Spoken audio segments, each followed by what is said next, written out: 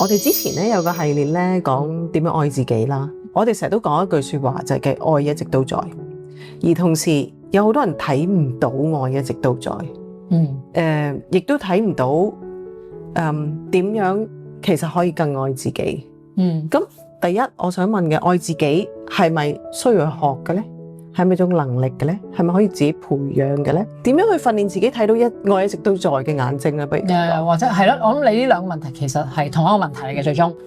咁愛自己係咪可以學嘅咧？其實調翻轉，愛自己本身唔係應該要學嘅嘢嚟嘅，應該係一個好自然而然嘅狀態嚟嘅。正正就因為我哋由細到大學咗好多令我哋唔愛自己嘅信念啊。咁所以我唔夠好，我做乜都唔好，我係一個失敗。我係一個點樣嘅人？我哋即係由細到大學咗好多信念嘅時候咧，令我哋冇辦法再去愛呢一個，譬如我唔夠好嘅自己。當我都信念覺得自己唔夠好，我點可以完全去愛呢一個自己咧？咁所以你問愛自己係咪可以學咧？即係 yes and no 嘅。At the end 其實去到最終極嚟講咧，嗰個係一個自然而然嘅狀態。同時咧，對我哋而家一路因為已經過去學咗啦，由細到大學咗嗰啲唔愛自己嘅方式嘅時候咧，呢一刻愛自己就變成一樣係要學嘅嘢啦。咁要學嘅嘢其實係咩咧？其實學咩咧？係 learn to unlearn。所以學習去放下過去嘅學習，就係學習咗嘅信念。人哋想我哋成為一個點樣嘅人啦，社會啦，我哋嘅父母啦，我哋嘅老師啦，朋友啦，認為要住邊度先係好嘅人，或者要點樣先係一個善良嘅人。我哋係個社會啦，朋友啦，媒體啦，都俾咗一個標準我哋，彷彿每個人都要去符合嗰個標準咯。咁所以呢個就係我哋離開咗自己嘅原因，亦都係唔能夠愛呢一個唔完美嘅自己。其實每個人都獨一無二嘅。正正因為我哋有好多覺得自己唔夠好嘅信念，所以我哋先要去證明自己係夠好。所以當呢個恐懼覺得自己唔夠好嘅恐懼出現咗嘅時候咧，我哋會做咗好多嘢，唔覺意地傷害咗其他人。因為我哋首先傷害咗自己，所以愛自己係當我哋移除咗呢啲信念之後啦，看清咗，原來我有覺得自己唔夠好，同埋覺得自己冇價值，所以我要不斷去證明自己有價值，所以我好想去 control 控制其他人。咁我哋開始注意到自己有呢一個傾向嘅時候咧，原來我過去選擇咗咁樣去做喎，然後我就又係啱啱所講就係可以 stop 停落嚟，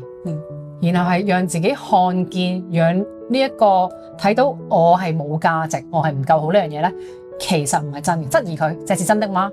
然後當質疑佢轉向啦，反轉就係我是有價值的，然後你去睇到就係我哋其實做緊乜嘢嘢，我哋嘅存在已經係一個我哋嘅價值所在啊。咁所以啱啱你就提到愛一直都在，當我哋能夠去用愛自己嘅眼光去睇到愛一直都在嘅時候，其實生命中我呼吸緊喎，哇有咁多美食喺我眼前喎，然後我有凳承載住我喎，然後我腳係踩喺個大地上面，大地承托住我，然後其他嘢哇有花係多咗出嚟嘅呢樣嘢，即係我意思係 extra 上天俾我哋嘅恩典，我哋可以聞到呢個香氣，然後我哋而家呢刻可以喺度互動。其實係愛喺所有嘅地方，但係我哋人好多時睇唔到，就係因為我哋要一種特定愛嘅方式，特定某一個人啦，某一件事要發生，我一定好愛呢個人，所以咧我認為佢愛我，我先至能夠獲得愛。但係如果我哋真係去張開眼睛擴展我哋愛嘅能力嘅話咧，我哋會發現，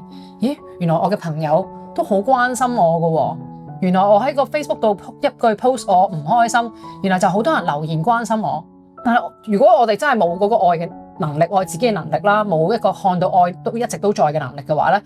其他人留言嘅關心咧，我哋只會認為佢哋唔係真係愛我嘅，佢哋係好假嘅，